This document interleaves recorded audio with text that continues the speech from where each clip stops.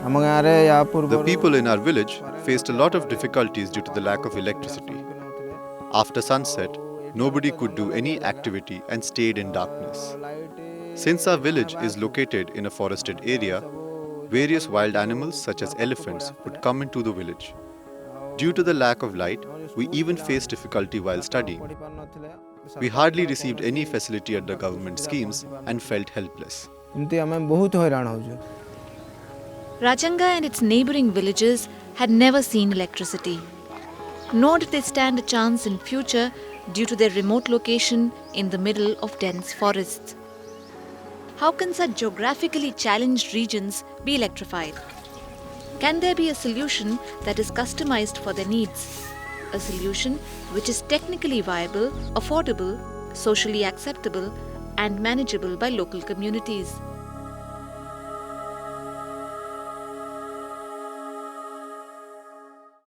In this project, what we have... These questions brought together a group of researchers from India and the UK to Dhen Canal in the state of Odisha to demonstrate a reliable and local off-grid electricity supply solution. We implemented this OASYS project to design a framework and test whether appropriate solutions can be developed for the local area and how these solutions can be scaled up and replicated to cover unelectrified areas, especially in the off-grid model in developing countries. One of the main objectives of the OASYS project was to demonstrate and test the local solutions framework through 3 distinct techno-institutional models that align with site-specific conditions. TERI started work here in 2012 with a cluster of 5 villages: Rajanga village, Rajanga hamlet, Baguli, Chadoi and Kanaka villages, all separated by a few kilometers. The idea was to electrify the entire cluster through 5 separate solar mini-grids, which are collectively managed by a single entity led by the villagers themselves. So the first step was to form a village energy committee with representatives from all 5 villages. Irada, a local NGO, was brought in to handhold the VEC through various processes and to monitor the project.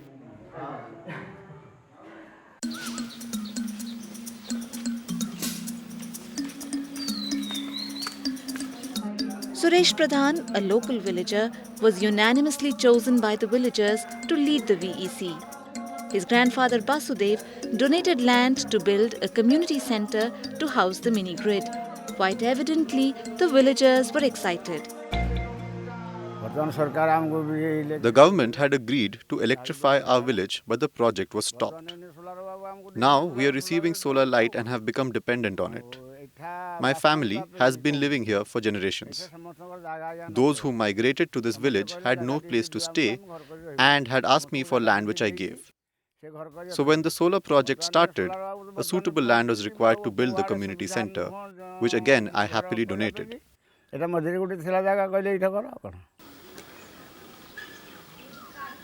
Based on the load profiles of the villages, the project team designed 5 independent systems.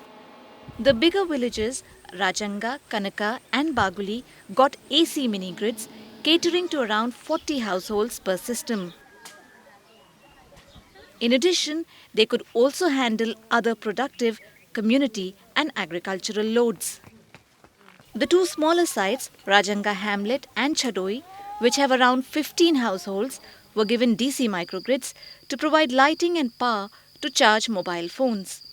Both AC and DC systems provide each household with 2 light points and a mobile charging point.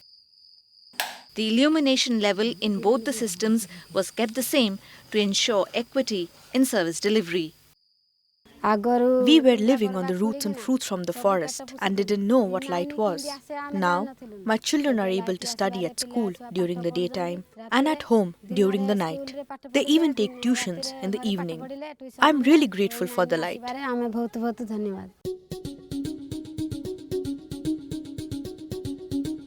The grids have also lit up street lights, making it safer for women and children to move around after dark and also to keep the elephants away at night.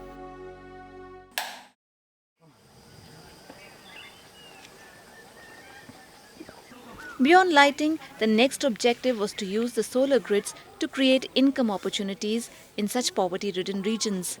The villagers narrowed upon a few livelihood activities related to locally available raw material.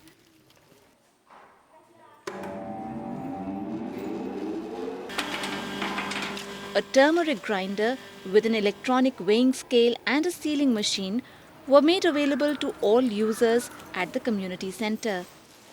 As part of self-help groups, women were trained to use these appliances. Gradually, this has helped the SHGs to standardize their product and sell it directly in the market without being exploited by middlemen. Similarly, the traditional activity of stitching sal leaf plates has been given a facelift. Women collect leaves from the forest in the evening, and with the light provided at home, they stitch these leaves. I collect them in the morning and take them to the community center, where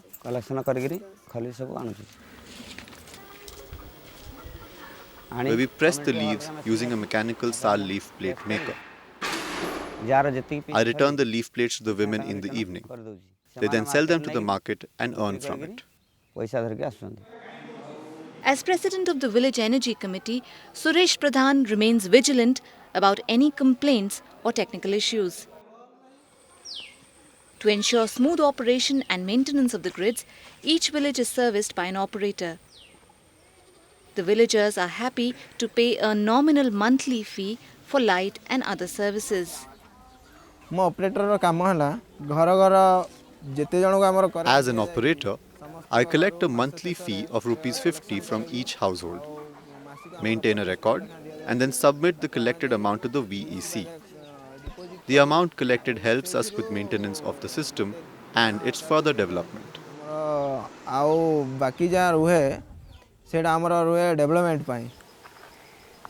These are early days yet to evaluate the sustainability of this pilot.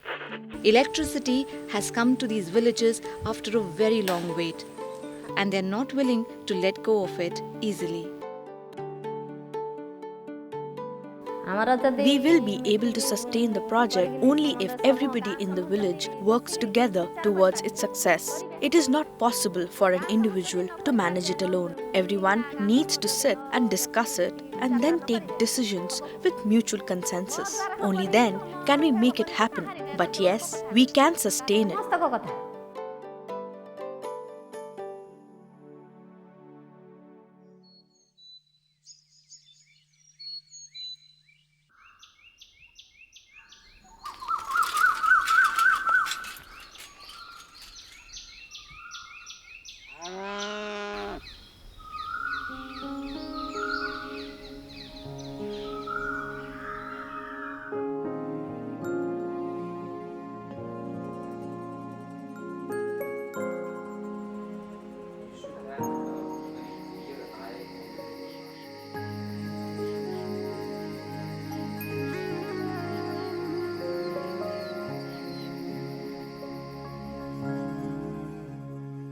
When we started MGP, we had one clear mission, which was to eliminate kerosene usage from rural India.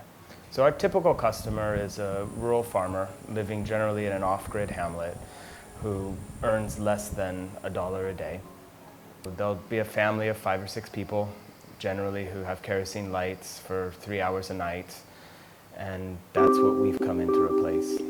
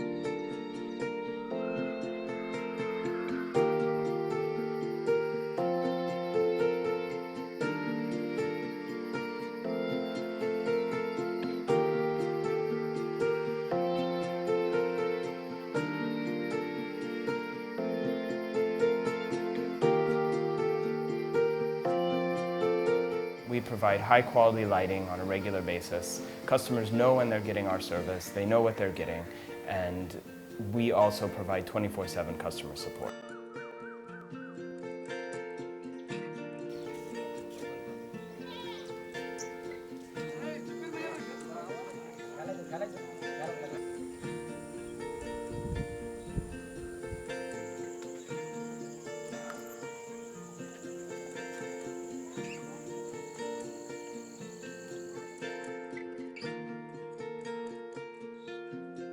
OASYS project के बारे में 2010 We were aware of the OASYS project since 2010, and in 2013 we got this funding through TERI. जिसको हम potentially देख रहे थे अपनी market में. Miragaon Power was selected because of their unique techno-institutional model of maximizing coverage using affordable microgrids and most importantly with centralized operation and maintenance of all the systems.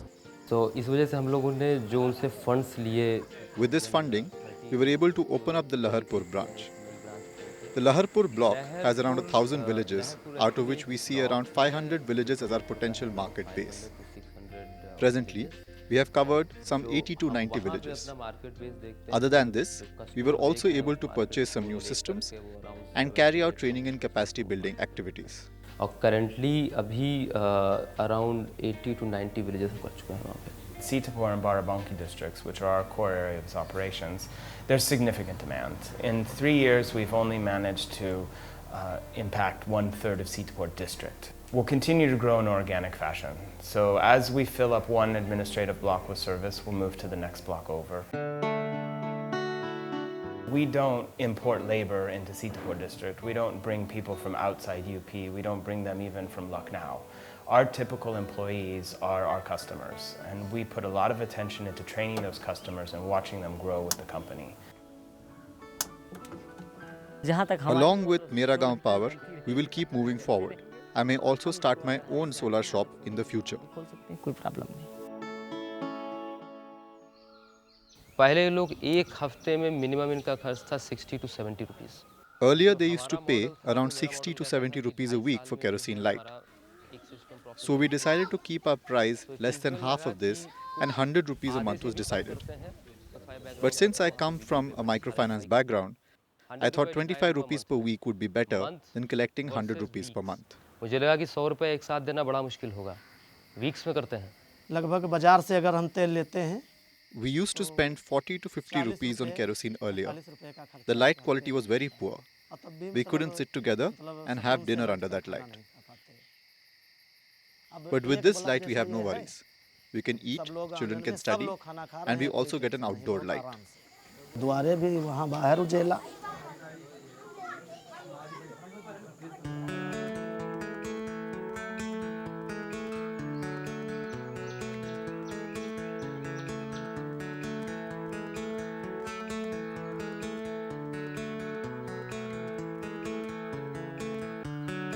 ये जो 1 week वाला model था कि एक The Joint Liability Group or JLG model helped in reducing our operating expenses as we didn't need to do door-to-door collections. If somebody in the group is unable to pay, then the group comes together and ensures that timely repayments are made. The JLG model helped us in deciding our routes for collection and cut down on fuel costs significantly. पूरा उसका एक payment ready कराएंगे. We have prepared a meeting schedule for the village meetings. The day and time for visiting these villages are fixed according to this schedule.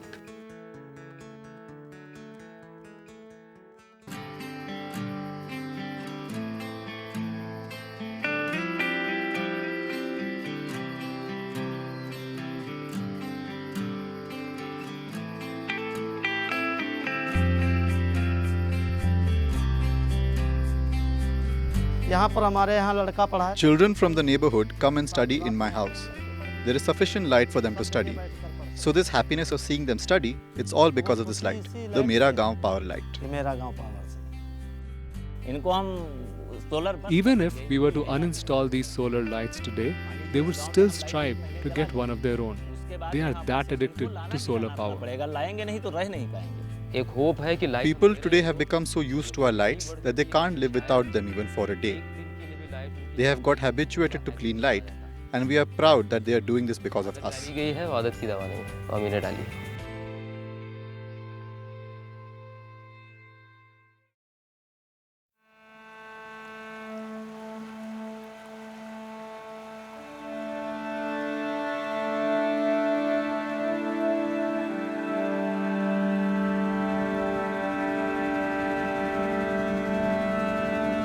Before completing its journey to the sea, the Ganga looks like this.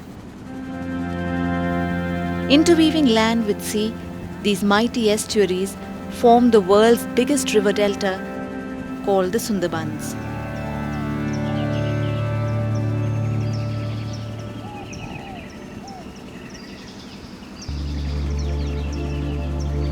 The river separates these islands from the rest of the country. Yet, it's the only link that connects them too. Every need of human life here depends on these boats.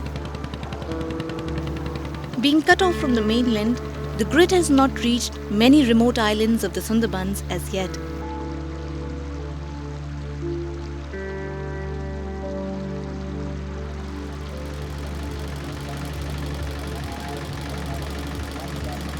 And so, diesel is an integral part of life in the Sundarbans.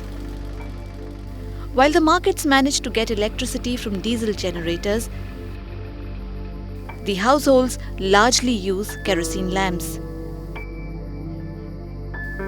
But things are beginning to change. These are absolutely off-grid islands with no access to the main grid.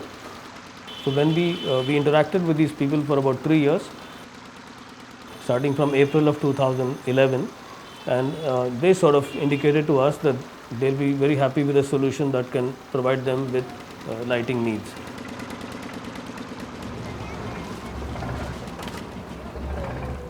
So they said, if you can give us 2 to 3 light points in our house and one mobile charging point, and you charge us less than 200 rupees a month, so it really doesn't matter to us how expensive the system is.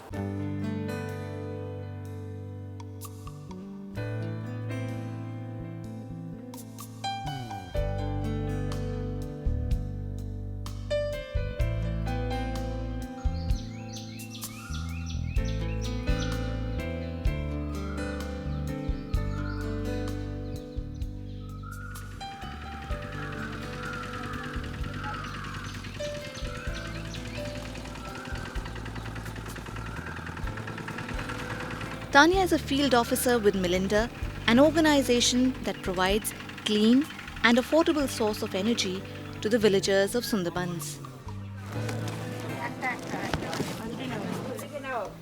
Today, she is busy supervising the installation of a solar pico-grid in one of the villages.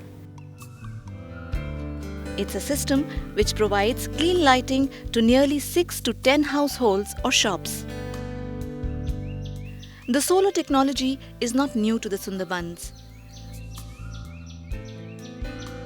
A large number of houses use solar home lighting systems, a standalone system that lights up an individual household. Apart from this, there are solar mini-grids installed by the state government, which supply electricity to markets and households in some of the bigger villages. But such is the demand for clean energy that even these shops and houses want to avail Melinda's pico-grid service. And for villages which are totally unelectrified, it is indeed a great respite. The light we get from home lighting system cannot be used for a very long time. During monsoon, it doesn't even get fully charged. I need more light as I have a big family. Now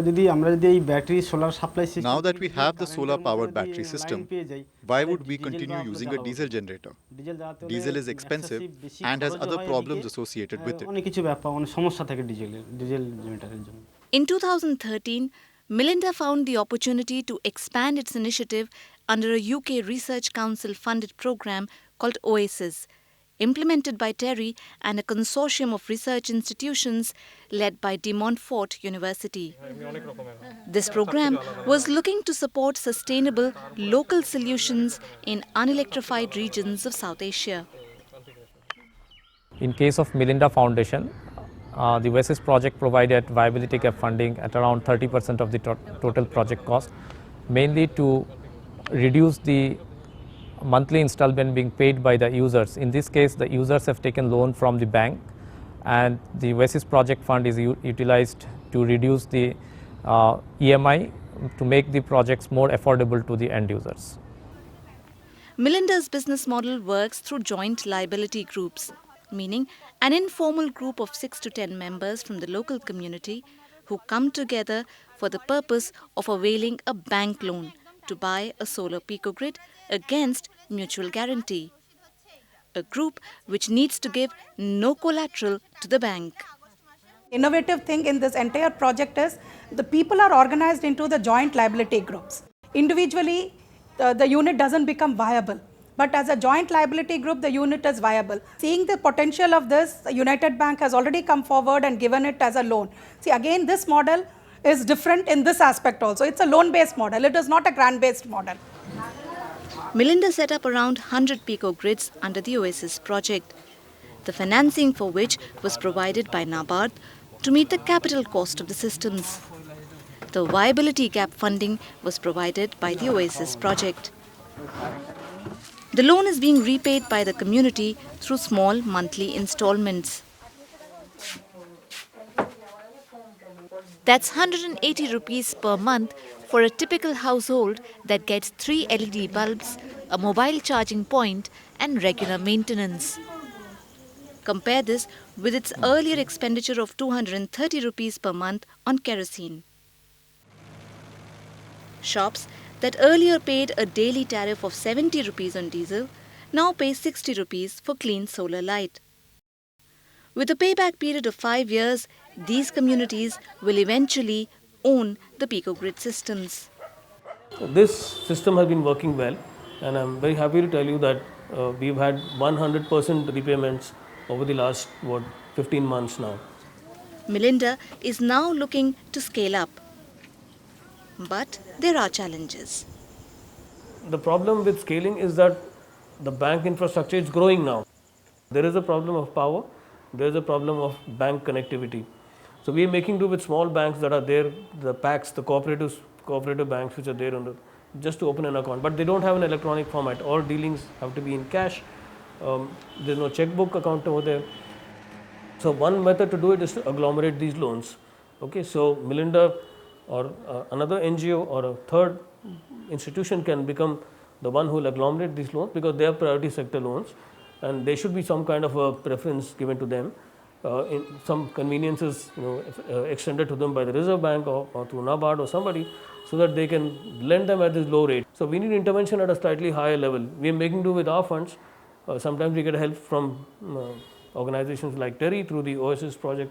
Sometimes we get help through the CSR from public sector companies, but that just takes us a little more and a little more. But if this thing was looked at in a totalitarian kind of approach, possibly we could scale it at a national level. If such an intervention does bring low-cost loans with flexible terms and conditions to rural communities, who can collectively own and manage decentralized energy systems themselves, there's reason to believe that solar energy can expand faster and sustain longer. We are very happy, as we never thought that kerosene could ever be replaced. And now we see solar light has lit up our lives so much. We are really proud of it.